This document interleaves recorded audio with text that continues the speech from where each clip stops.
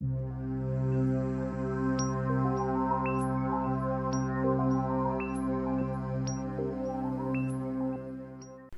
kanalıma hoş geldiniz. Bugün sizlere waffle grafiğinin iki farklı biçimini nasıl yapabileceğinizi öğretmeye çalışacağım. Bunlardan birincisi bir firmanın fire, üretim, kapasite ve diğer parametrelerini takip ettiğim dörtlü farklı grafik. Dört ayrı grafik. Öncelikle bunun nasıl çalıştığına bir bakalım. Bunun için formüllere geliyorum ve şimdi hesapla diyorum.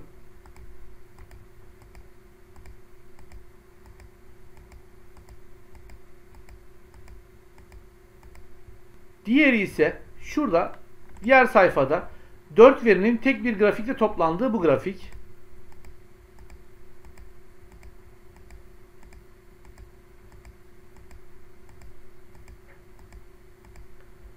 Şimdi yapım aşamasına geçebiliriz. Öncelikle şuradaki değerleri alıyorum. Kopyalıyorum. Sayfa 2'de şu alana özel yapıştır değerleri, özel yapıştır biçimleri diyorum. Öncelikle her bir değerin toplama olan, yani buranın toplamına olan oranını bulmamız gerekiyor. Bunun için de şöyle yapacağım. Shift eşittir diyorum. Şuradaki değer bölü topla formülü. Şurayı toplattırıyorum. Ve bunu Windows F4 ile sabitliyorum. Parantezi kapatıyorum. Şunu yüzde yapacağım. Ve bunu aşağı çektiriyorum. Ancak ben yukarı yuvarlanmasını istiyorum. Bu yüzden şuraya yuvarla diyeceğim. Noktalı virgül 2 diyorum. Parantezi kapatıyorum. Aşağı çektiriyorum ve bunları da sıfırları göstermeyeceğim. Şimdi grafiğimizi yapmak için şöyle yapacağız. Buradan 10 tane seçim yapacağız. 3, 4, 5, 6, 7, 8, 9, 10. Aynı şekilde de satırlar için 2, 3, 4, 5, 6, 7, 8, 9, 10 diyorum ve burayı gri renk yapacağım. Şöyle. Şimdi bunları eşitleyelim.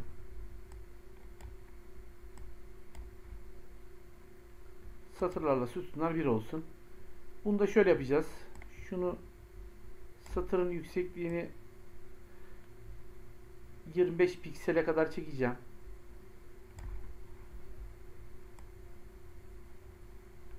Piksellerden faydalanacağım. Burada ortak olan rakam pikseller. Şurayı da 25 piksele kadar çekeceğim.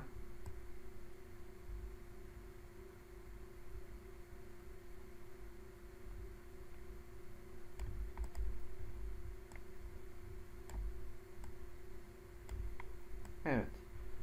Şurayı seçiyorum. Buradan kenarlıklara geliyorum. Kenarlıklar, tüm kenarlıklar diyorum. Buradan şunu seçeceğim ve beyaz rengi seçip şunları seçeceğim. Tamam dediğimde şu şekilde bir görüntü elde edeceğim. Bunun da dışını şöyle yapacağım. Kenarlarını kalın yapacağım. Ve burayı da şöyle ekle diyelim. Şu tarafa alalım. Şunları da yine 25 piksele kadar çekelim. Şöyle. Görünüme geleyim. Buradan da kılavuz çizgilerini kaldıralım. Şöyle bir görüntü elde edelim. Şimdi şuraya geliyorum, şu hücreye 0,01 diyorum. Yan tarafa gidiyorum. Shift eşittir. Şurası artı 0,01 diyorum. Şunun üstüne gidiyorum. Şu hücreye. Ve buraya da shift eşittir. Şurası artı 0,1 diyorum. Bunu yan tarafa doğru çektiriyorum. Bunu da aynı şekilde. Ve yukarı çektiriyorum.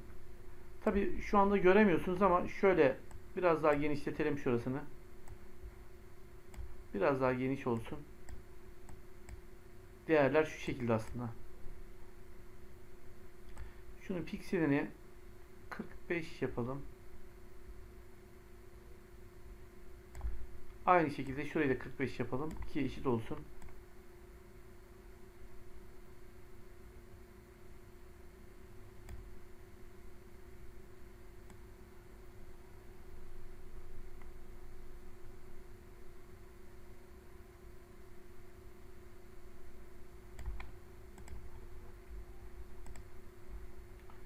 Şunu silelim. Hatta bir tane daha silelim. Şöyle görelim şurasını.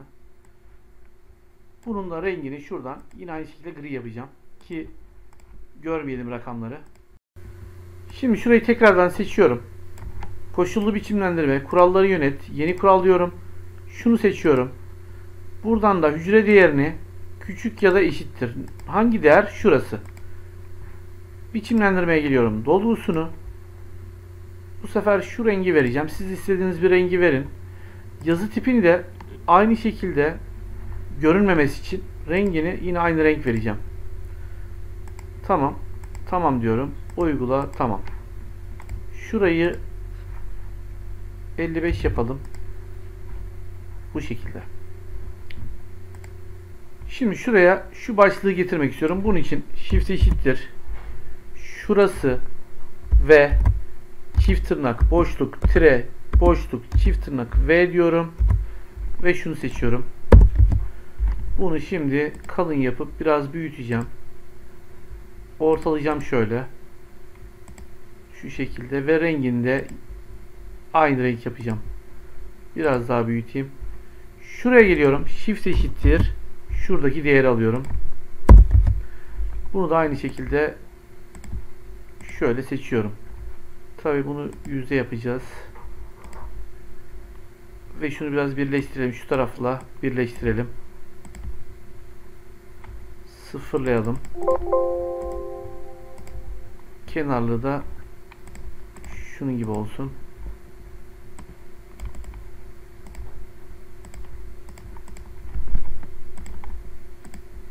Evet, ilk grafiğimiz hazır. İkinci grafiğimizi de şöyle yapalım. Şuraya kopyalayalım, yapıştıralım.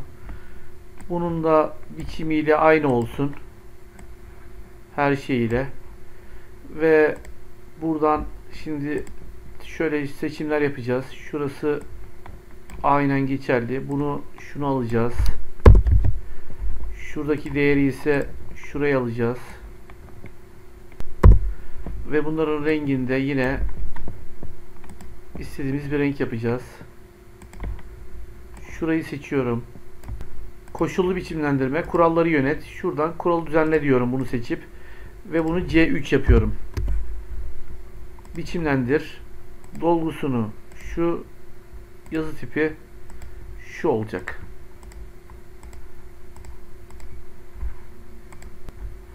Şimdi bunun ikisini birden kopyalıyorum. Ve şuraya yapıştırıyorum. İkisini birden seçip şuranın biçimini birebir aynı yapacağım burasıyla. Şuradan şunu seçiyorum. Şöyle. Şunu da kapasite diyeceğim. Buradaki değeri şöyle seçeceğim. Ve son olarak şu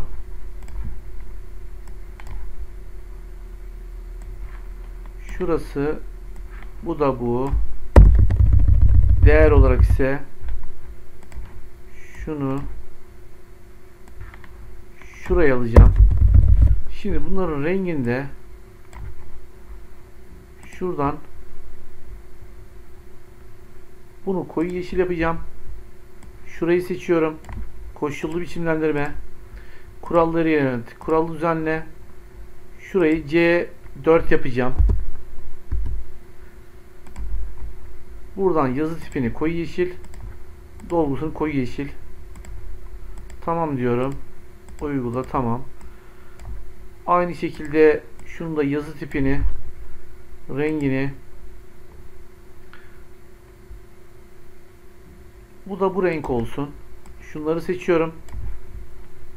Koşullu biçimlendirme, kuralları yönet, kural düzenle.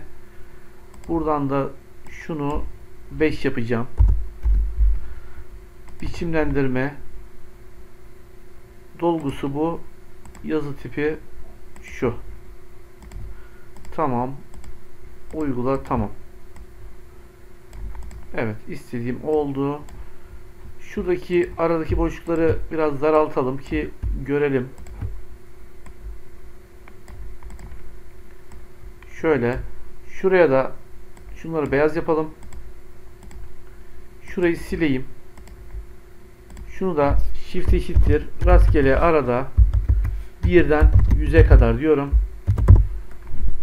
Ve aşağı doğru çektiriyorum. Hala göremiyorum. Biraz küçültelim. Formüller şimdi hesapla.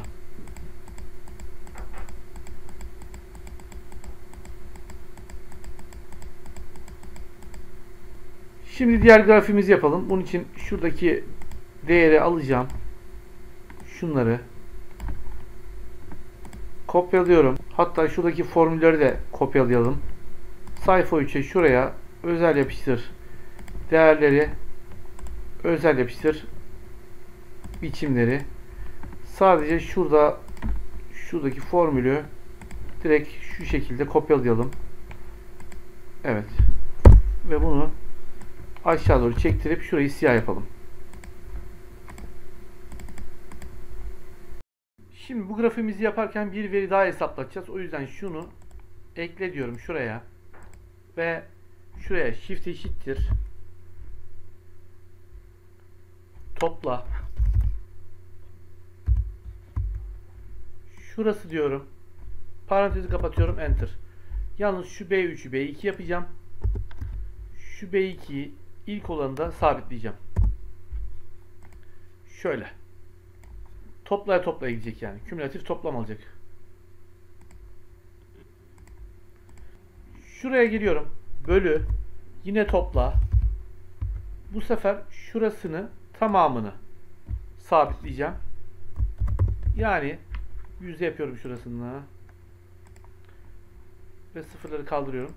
Yani şöyle söyleyeyim. Burasını topladıkça, kümülatif toplam aldıkça buranın genel toplamına bölecek. Yine yuvarla diyelim.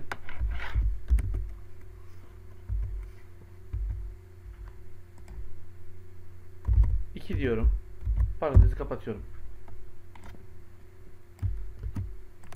Şimdi grafiğimizi hazırlayalım ama bir önceki yaptığımızda birebir aynısı olacağı için ben burada hızlı bir şekilde yapmaya başlayacağım.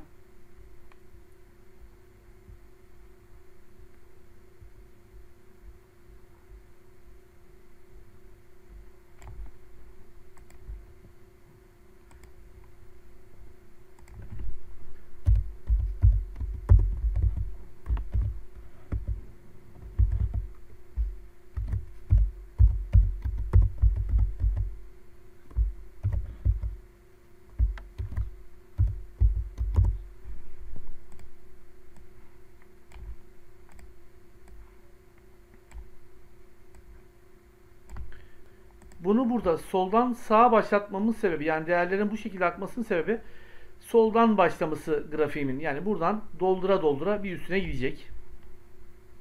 Şimdi şurayı da şöyle ayarlayalım. Ve şu şekilde şunu aşağı indirelim biraz.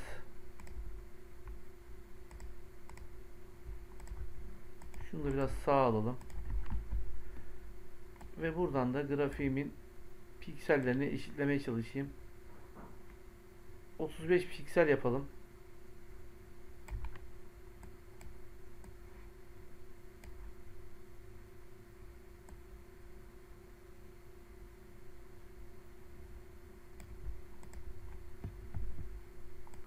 Küçük oldu sanki biraz.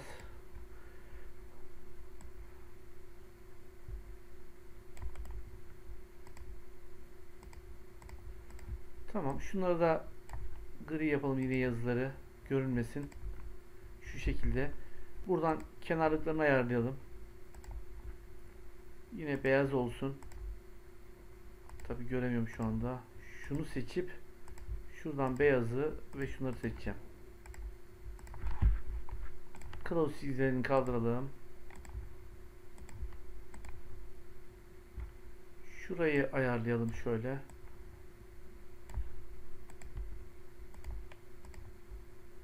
Burayı 4'e böleceğiz.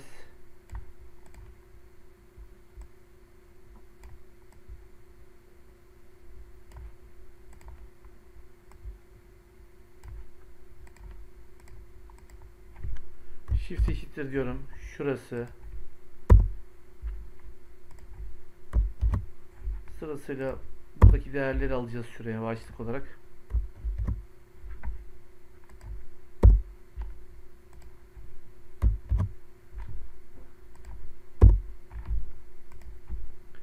Ve şuradaki değerler.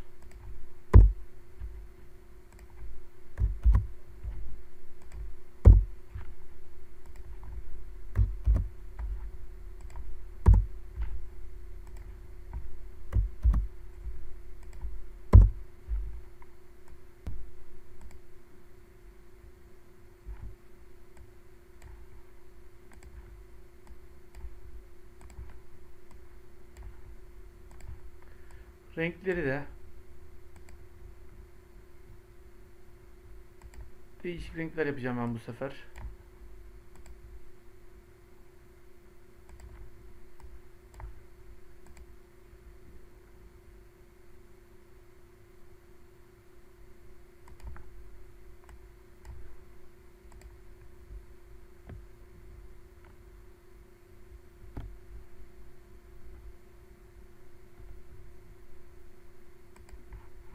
Evet, böyle renkler olsun. Şimdi şunları seçiyorum. Koşullu biçimlendirme, kuralları yönet, yeni kural. Şunu seçiyorum. Küçük ya da eşit diyorum. Şuradaki hücre için. Biçimlendirme. İlk rengimiz şuydu, mordu. Fire olan rengimiz. Dolguya geliyorum. Bunda mor seçiyorum. Tamam. Uygula, tamam. Tekrar koşullu biçimlendirme, kuralları yönet, yeni kural. Yine bu. Küçük ya da eşittir. Bu sefer şuradaki değer. Biçimlendirme. Daha sonraki değerimiz, rengimiz şuydu.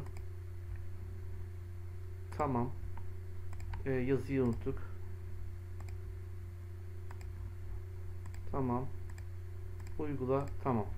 Yalnız bu morun üstüne çıktığı için şöyle yapacağız. Şöyle. Şunu aşağı alacağız. Bu rengimiz bu muydu? Önce bir uygulayalım. Şuna bir bakalım, bu renk doğru mu? Tam tersi olacak. Şöyle.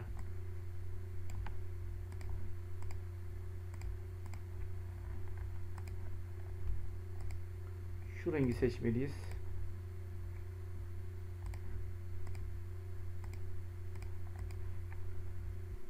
Diğer rengimiz sarı. Kuralları yönet. Yeni kural. Şu. Yine aynı şekilde. Bu sefer şuradaki değer. Biçimlendirme. Sarıyı seçiyoruz. Yazı tipi de aynı şekilde sarı. Tamam. Bunu yalnız aşağı alıyoruz. Uygula. Tamam. Bu şekilde. Ve son olarak yeni kural. Küçük ya da eşit şuradaki değer. Biçimlendirme. Rengimiz şu.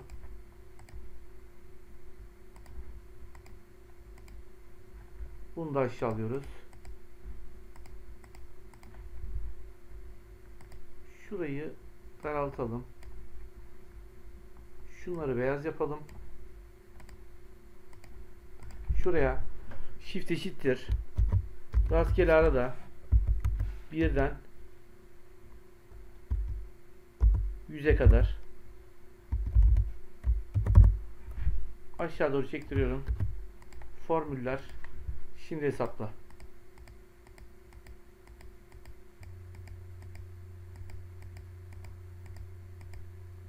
Bu videoyla ilgili anlatacaklarım bu kadar. Verdiğim bilgileri sizlere faydalı olacağını inanıyorum. Kanalıma abone olup bildirimleri açmanız halinde bundan sonrasında yayınlayacağım faydalı paylaşımlardan haberdar olabilirsiniz. Beni takip edip çalışmalarımı izlediğiniz için teşekkürler.